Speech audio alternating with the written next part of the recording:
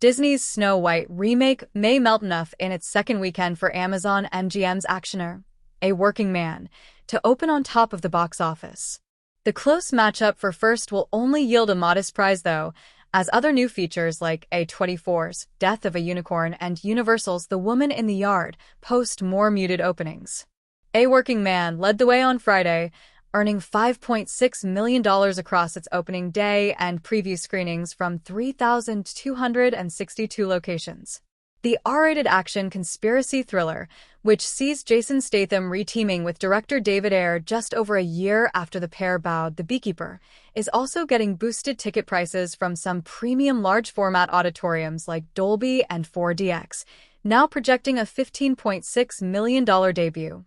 Working Man is pacing a touch behind the $16 million opening weekend earned by The Beekeeper in January 2024, which later posted a strong multiplier and finished with $66 million domestic and more than $160 million worldwide. Critics and audiences are both a bit cooler here than they were for Beekeeper. Moviegoer Polster Cinema Score posted a B grade, so there could be less staying power. But even if its numbers are smaller, it's a solid bow for A Working Man and producer Black Bear, plus more evidence for Statham being one of the few modern actors with a resume of a reliable theatrical draw. Whether or not Snow White falls to second place in its sophomore outing, the Disney release isn't showing the staying power it needs to wind up successful in theaters. The fantasy film earned $3.7 million on Friday and is eyeing a second frame north of $14 million, which would mark a hefty 65% decline from an opening weekend that already fell below box office projections. With that pace, it's unlikely that Snow White will even outgross Disney's 2019 reimagining of Dumbo, which finished with a disappointing $114 million domestic and $353 million worldwide, and that Elephant Fairy Tale cost much less than the whopping $250 million production budget of this new release. It's an indicator that this may have been one bite at the apple too many for Disney's practice of reimagining its animated classics in live action, or that a remake of a movie that's nearly 90 years old isn't going to be an instant hit with modern audiences. Disney has the more millennial familiar Lilo and Stitch remake coming in May. Theaters do get a franchise opening this weekend with The Chosen, Last Supper, which marks season 5 of the 5 and 2 Studios television adaptation of the life of Jesus Christ.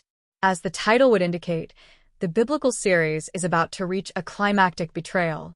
Specialty distributor Fathom Entertainment is releasing this new season to theaters as a week-spanning event, bowing the first 2 episodes this weekend in 2,234 theaters.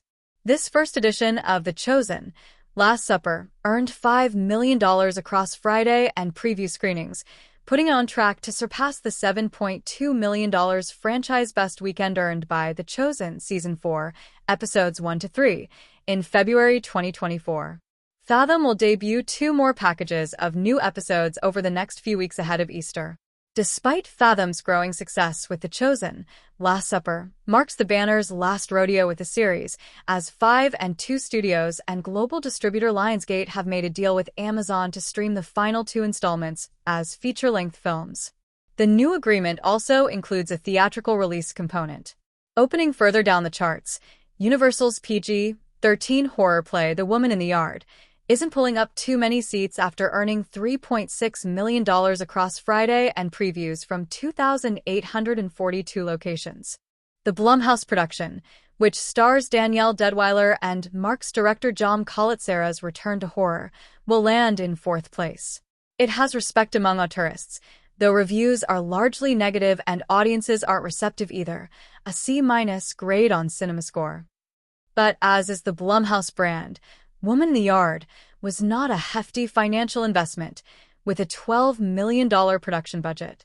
A24 is making a try at a starry genre comedy this weekend with Death of a Unicorn, nailing its horn in 5th place. The gory ensemble piece, which has a cast including Paul Rudd, Jenna Ortega, and Tia Leone's first film performance in over a decade, earned about $2.2 million from 3,050 theaters across Friday and previews.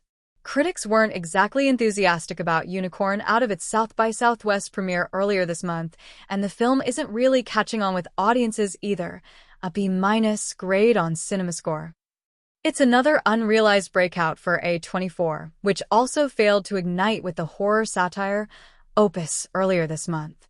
The indie banner will try again with military thriller Warfare in April.